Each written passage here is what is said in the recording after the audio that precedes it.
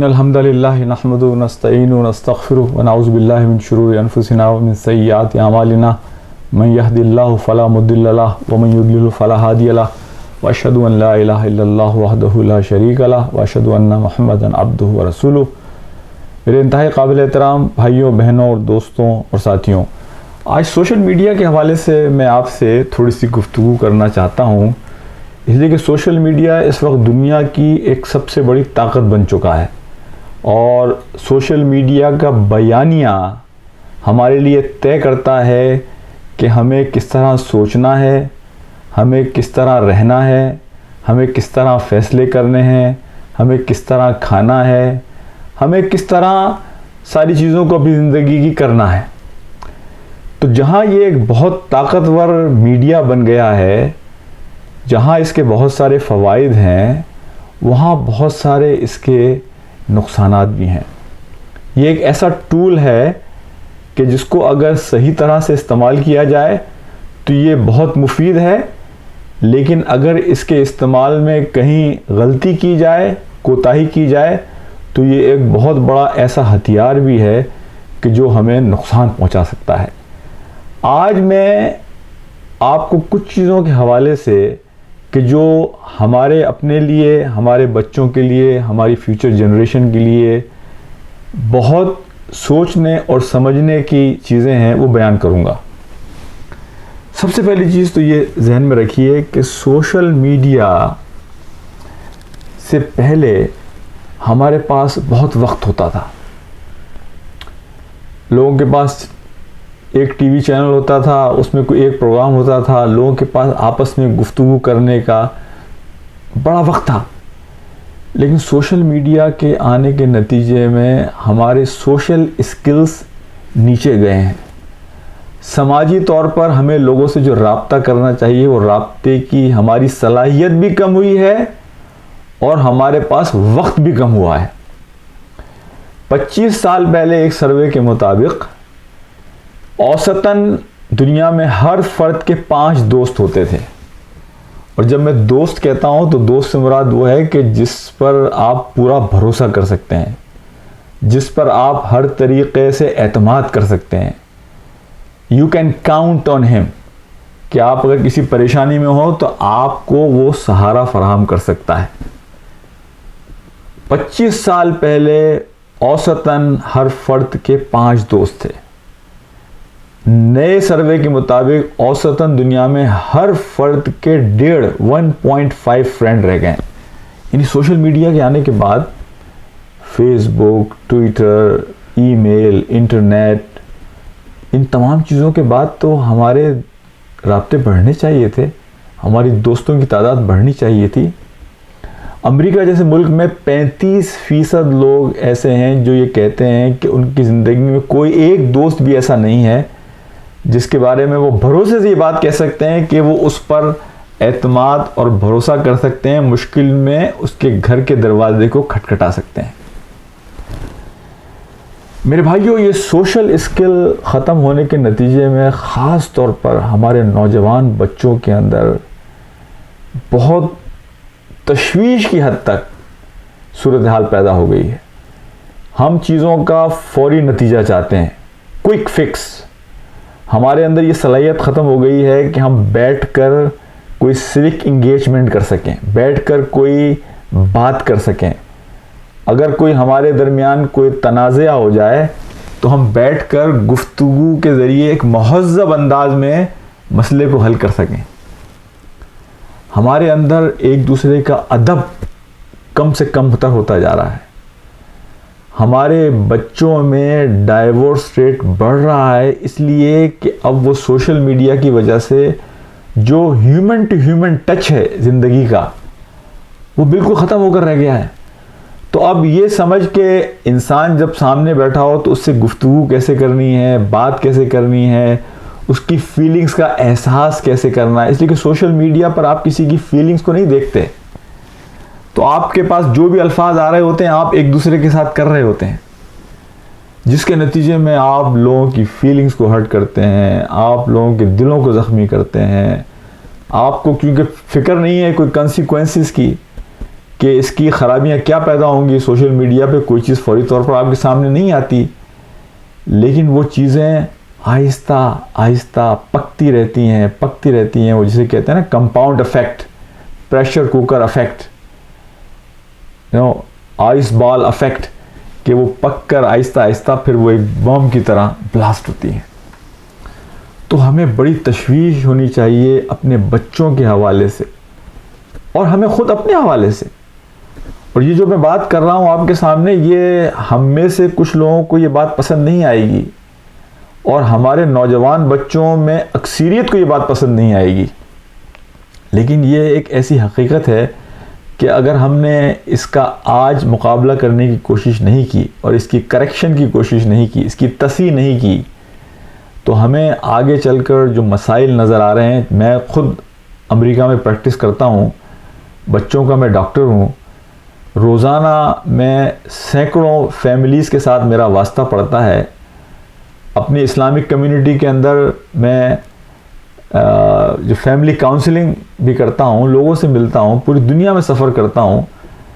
تو میں جو چیز دیکھ رہا ہوں وہ یہ دیکھ رہا ہوں کہ آئندہ چل کر ہمارے نوجوان بچوں کو، بچیوں کو شدید مسائل پیش آ سکتے ہیں. اچھا، اس کا ایک اور نقصان جو سوشل میڈیا کا ہو رہا ہے کہ ہماری ویلیوز، ہمارے مورلز، اور اس میں کوئی مستثنا نہیں ہے، بڑے بھی اور چھوٹے بھی، ہمارے مساجد کے لوگ بھی اور جو لوگ مساجد کے باہر کے لوگ ہیں. اس سوشل میڈیا نے ہماری اخلاقی اقدار کو، ہماری ویلیوز کو، ہمارے مورلز کو برے طریقے سے خراب کیا ہے، برے طریقے سے کرپٹ کیا ہے. یعنی آپ کے پاس پہلے تو ایک ٹیلی ویژن ہوتا تھا نا آپ کے گھر میں، جب چاہا دیکھا نہیں دیکھا. اب تو ٹیلی ویژن سے زیادہ خطرناک چیز ہے جو ہر وقت ہمارے پاس ہے. امریکہ میں ایک اسٹڈی ہے جس کے مطابق ہر امریکن اوسطاً 150 مرتبہ اپنا فون چیک کرتا ہے. یعنی وقت کا ضیاع تو اپنی جگہ ہے، یعنی وقت کی تو اب ویلیو رہی نہیں، اور پھر ہم شکایت کرتے ہیں کہ ہمارے پاس وقت نہیں ہے.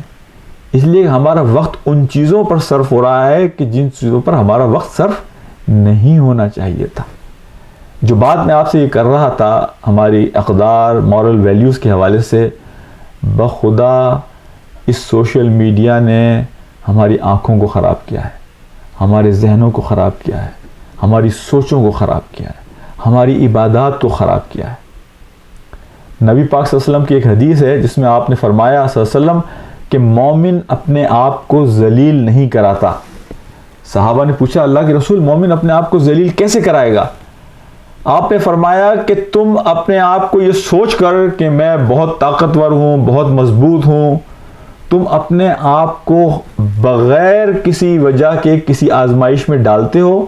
اور جب وہ آزمائش تم پر آتی ہے تو تمہاری کمزوریاں ظاہر ہوتی ہیں، اور اس کمزوریوں کے ظاہر ہونے کے نتیجے میں تم ذلیل ہوتے ہو. ہم اور آپ صبح شام یہ کر رہے ہوتے ہیں کہ سوشل میڈیا پر اکیلے ہیں، رات کو 2 بج رہے ہیں، کمرے میں میں اکیلا ہوں، سوشل میڈیا میرے سامنے ہے، اور میں یہ سوچتا ہوں میرا ایمان تو بڑا مضبوط ہے، میں 5 وقت نمازیں پڑھتا ہوں، اور میں روزے بھی رکھتا ہوں جناب، اور میں یہ بھی کرتا ہوں، اور میں اسلامک سینٹر بھی جانتا ہوں، اور قرآن کا مطالعہ بھی کرتا ہوں، تو یہ سوشل میڈیا کی یہ تصویریں اور یہ چیزیں یہ مجھ پہ کوئی اثر نہیں کریں گی. اور پھر جب ہم اپنے آپ کو ایکسپوز کرتے ہیں تو پھر ہماری کمزوریاں ظاہر ہوتی ہیں اور ہم ذلت اور رسوائی کا سامنا کرتے ہیں. میرے بھائیوں، میرے دوستوں، میں آپ سے یہی درخواست کروں گا کہ آج ہمارے پاس وقت ہے کہ ہم اپنی چیزوں کو کنٹرول کرنے کی کوشش کریں. اس سوشل میڈیا کی وجہ سے کیا ہوا ہے کہ لوگوں کو اکیلا رہنے کی عادت ہو گئی ہے، اور یہ جو اکیلا پن ہے یہ دنیا کا سب سے زیادہ تیزی کے ساتھ پھیلنے والا مرض بنتا جا رہا ہے. آپ کو حیرت ہوگی کہ اکیلے پن، لونلی لیس کی وجہ سے دنیا میں اس وقت جتنے لوگ خودکشیاں کر رہے ہیں، بریسٹ کینسر کے نتیجے میں بھی اتنے لوگ نہیں مرتے. تو میں آپ سے درخواست کروں گا، چند چیزیں کہوں گا کہ چند چیزوں کو اپنے گھر میں ریگارڈلیس کہ آپ کا گھر کوئی بہت بڑا اسلامی گھر ہے، آپ بہت پریکٹسنگ لوگ ہیں، یا آپ کا گھر ایک میڈیوکر گھر ہے، ریگارڈلیس اکراس دا بورڈ تمام لوگوں کے لیے، اپنے گھر سمیت میں یہ بات کہتا ہوں کہ ہمیں کچھ اصول اختیار کرنے ہوں گے۔ سب سے پہلا اصول تو یہ ہے کہ سوشل میڈیا پر وقت کو کوئی چیک کرے، ہم مانیٹر کریں کہ ہم کتنا وقت اس پر گزارتے ہیں۔ اب تو بہت ساری سافٹ ویئر آ گئی ہیں جو مانیٹر کر سکتی ہیں کہ آپ نے کتنا وقت گزارا اور کون سے سائٹ پہ گزارا۔ نمبر 2، گھر کے تمام افراد جو فون استعمال کریں گے اس میں کوئی ایسا پاسورڈ نہیں ہوگا کہ جو ایک دوسرے سے چھپا ہوا ہو۔ اگر میں والد کی حیثیت سے ایک فون استعمال کرتا ہوں اور میرے بچے میرے فون کو دیکھنا چاہیں تو وہ کسی وقت بھی میرے فون کو دیکھ سکیں۔ بچوں کے فون کو ہم کسی وقت بھی دیکھنا چاہیں، ماں یا باپ، تو ہم دیکھ سکیں۔ کوئی پاسورڈ کے ذریعے سے اپنے چیزوں کو ایک دوسرے سے اخفاء میں چھپا کے نہیں رکھے گا۔ نمبر 3، سوشل میڈیا کے حوالے سے یہ بات ذہن میں رکھیں کہ بچوں کو کبھی بھی، اور بخدا یہ بات میں نہیں کہہ رہا ہوں، میں نے ہزاروں علماء سے، شیوخ سے، سوشل میڈیا کے لوگوں سے، فیملی کاؤنسلرز کے ذریعے سے، سائیکالوجسٹ کے ذریعے سے یہ بات سیکھی ہے کہ بچوں کو ان کی عمر کچھ بھی ہو، انہیں سوشل میڈیا، انٹرنیٹ ایکسس ان کے کمروں میں اکیلے نہ دیں، ان کے کمرے میں اکیلے میڈیا ایکسس نہ دیں۔ رات کو کوئی ٹائم طے ہوگا اور اس وقت تمام لوگوں کے فون کہیں نیچے ایک جگہ رکھ دیے جائیں گے، اور آپ خود اپنے آپ کو مثال بنا کر اپنے بچوں کے لیے پیش کریں کہ میں اپنا فون رکھوں گا، امی رکھیں گی، سارے بچے رکھیں گے، اور ہم سب ایک دوسرے کا فون جس وقت چاہیں چیک کر سکتے ہیں۔ میں آپ سے یہ درخواست کروں گا کہ یہ بچے ہمارے پھول ہیں، اور بخدا یہ میڈیا کے اوپر ایسے شکاری بیٹھے ہوئے ہیں۔ ہمارے بچے معصوم ہیں، ہمارے بچوں کو وہ ٹیکنیکل چیزیں نہیں آتی۔ یہاں یہ ہے کہ آپ نے ایک غلطی سے بٹن کلک کر دیا تو اس کے بعد پھر یہ ایسے بیٹھے ہوئے ہیں ویشی، پھر وہ آپ کے بچوں کو بلیک میل کرتے ہیں، فیبریکیٹڈ قسم کی چیزیں بنا کر آپ کے بچوں کے حوالے سے انہیں بلیک میل کرتے ہیں کہ یہ ہم تمہارے پیرنٹس کے ساتھ شیئر کریں گے۔ اپنے بچوں کو یہ اعتماد بھی دیجئے کہ اگر کوئی آپ کو کسی وقت بلیک میل کرنے کی کوشش کرے، آپ ہمارے پاس آئیں اور ہم آپ کی بات پر یقین کریں گے، ہم کسی اور کی بات پر یقین نہیں کریں گے۔ اپنے بچوں کو یہ اعتماد دیں تاکہ یہ لوگ کہ جو میڈیا پہ بیٹھ کر شکار کرنے کی کوشش کرتے ہیں، ہمارے بچوں کو مس یوز کرنے کی کوشش کرتے ہیں، انہیں ٹریپ کرنے کی کوشش کرتے ہیں، ہمارے بچوں کے پاس ہمارے دروازے کھلے ہوں تاکہ وہ کسی وقت بھی مسئلہ ان کو پیش آئے وہ ہماری طرف لوٹ سکیں۔ اور میرے بھائیوں، اس ساری چیز کو ہاں کچھ اصول بنا کر پیار محبت کے ساتھ، لیکن کچھ اصول طے کر کے، اور اصول کچھ ایسے ہوں گے جو گھر میں ہو سکتا ہے کچھ لوگوں کو ناگوار گزریں، لیکن یہ ایسا ہی ہے کہ ایک بچہ گرم پانی میں جا کے ہاتھ ڈالنا چاہتا ہے اس لیے کہ اس کو پتہ نہیں کہ گرم پانی کے اثرات کیا ہیں، لیکن آپ اور میں اگر سمجھتے ہیں تو ہم اس بچے کا ہاتھ زبردستی پکڑ کر اسے پیچھے کھینچنے کی کوشش کریں گے، چاہے وہ کتنا ہی تل ملائے۔ میں آپ سے درخواست کروں گا کہ اس ویڈیو میں جو بات میں نے آپ سے شیئر کی ہے، بخدا اللہ کو حاضر ناظر جان کے کہ ہمیں اپنے بچوں سے محبت ہے، ہم چاہتے ہیں کہ ان کی حفاظت کریں، اور اسی لیے یہ ساری چیزیں میں آپ سے شیئر کر رہا ہوں۔ اللہ تعالی ہمارا حامی و ناصر ہو۔ السلام علیکم ورحمۃ اللہ وبرکاتہ۔